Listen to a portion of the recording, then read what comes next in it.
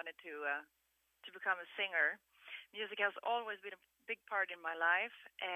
Always been fascinated by everyone who's been doing music and everything with music in it is. So when I was a little child, I listened a lot to, when I was very little, I listened to ABBA.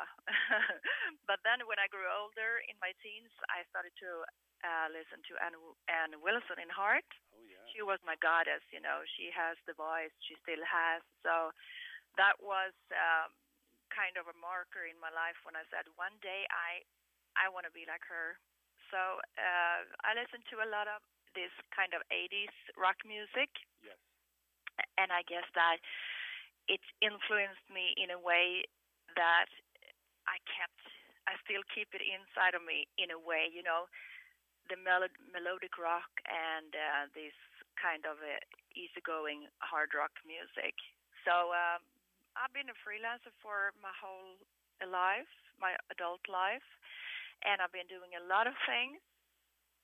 But I've always kept the rock music closest to my heart, and I said to myself that if I'm going to do one thing one day with my own name on it, it has to be rock music.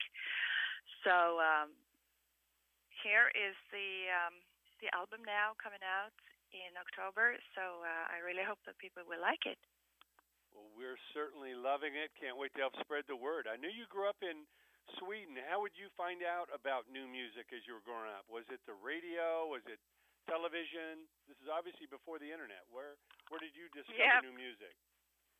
First of all, I had I have an older brother and an older sister, so I heard a lot from them. My older brother were into this 70s rock music, Deep Purple and Def Leppard and Sweet and, all these bands from the early 70s. And so I heard that every day.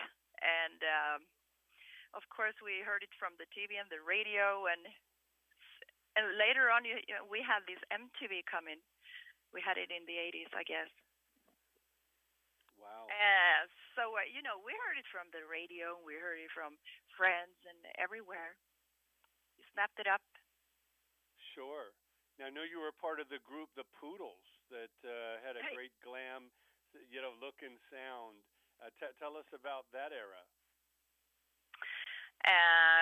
It was my boyfriend at the time. We were on a vacation in Thailand, and we saw a band playing all these rock standards, 80s songs, and I said to him, because these were in the end of the 90s, I said to him, why can't we just do the same thing, but home in Sweden? So, but he said, no, this era is ending. Nobody likes it anymore. And I said, I promise you, everybody loves it, but nobody admits it. They still love it. So, because there were kind of, the grunge and, all these other kind of rock music were up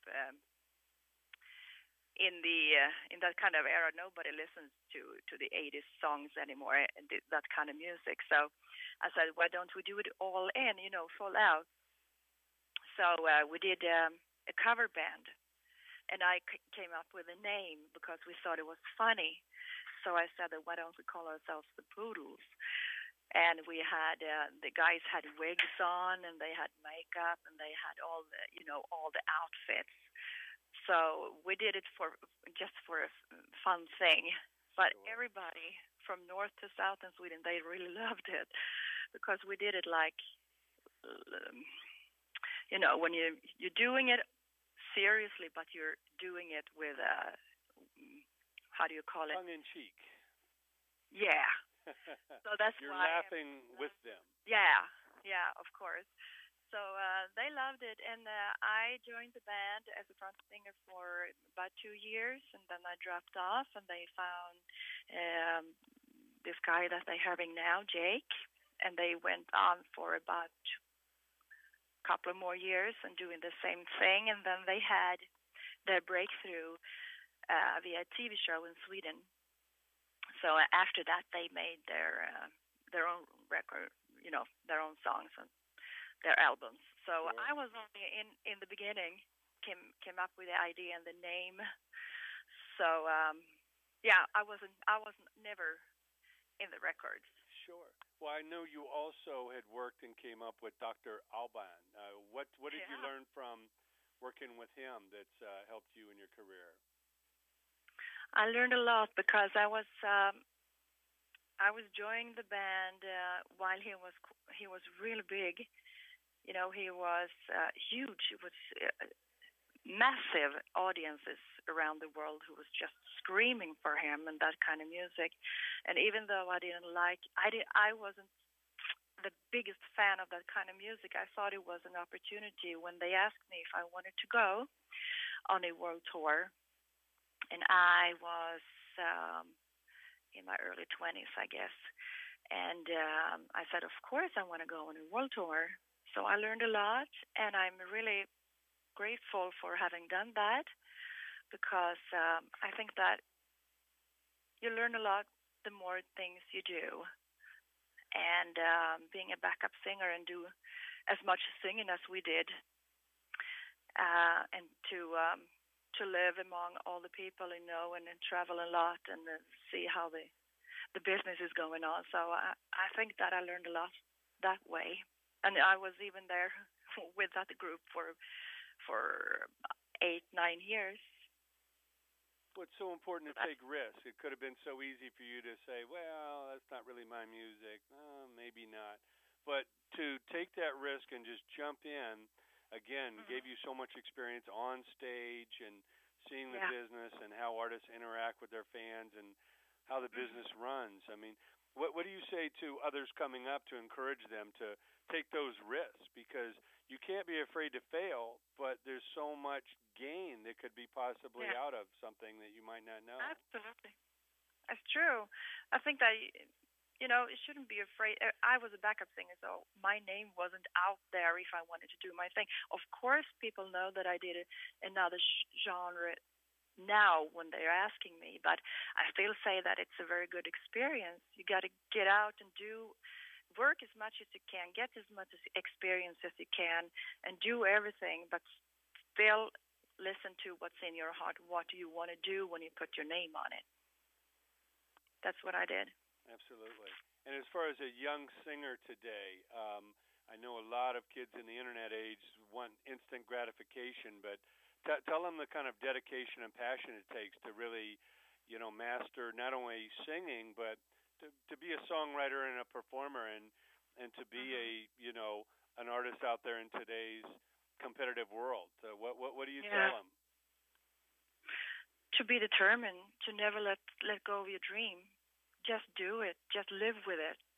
Never let it go. Just be a part of your dream and just go for it. I've been there.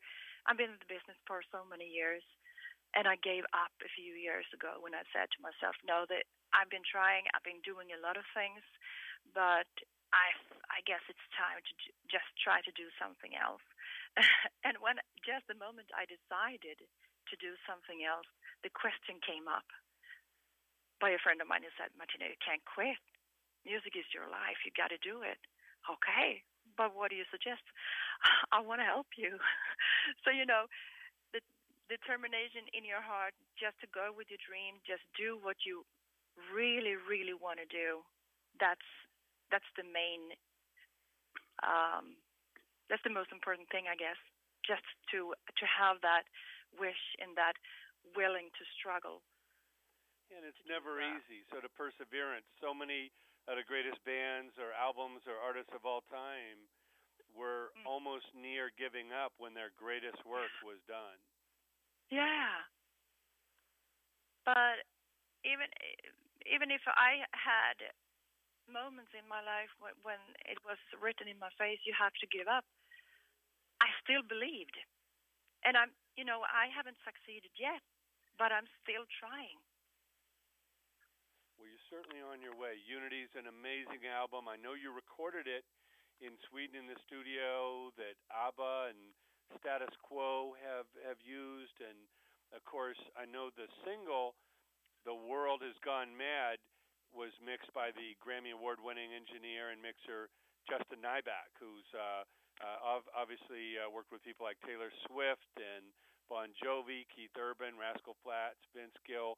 Tell us how that came about to get Justin to mix this single. My producer, Tobias Lindell, he came up with the idea, and I guess that he met him he was on something in Los Angeles earlier this year. I don't know exactly what it was. It was kind of an event. So he came up with the idea, and he said, why don't we let Justin mix this? And we said, okay, you are the man. Won't argue. Listen to you. Yeah, absolutely. So that's why it was his suggest to this. So we said, okay, let's do that. Sounds good. Well, it's certainly a great sound. And what else are you most proud of achieving with this album? You know, creatively, what are the high marks for you?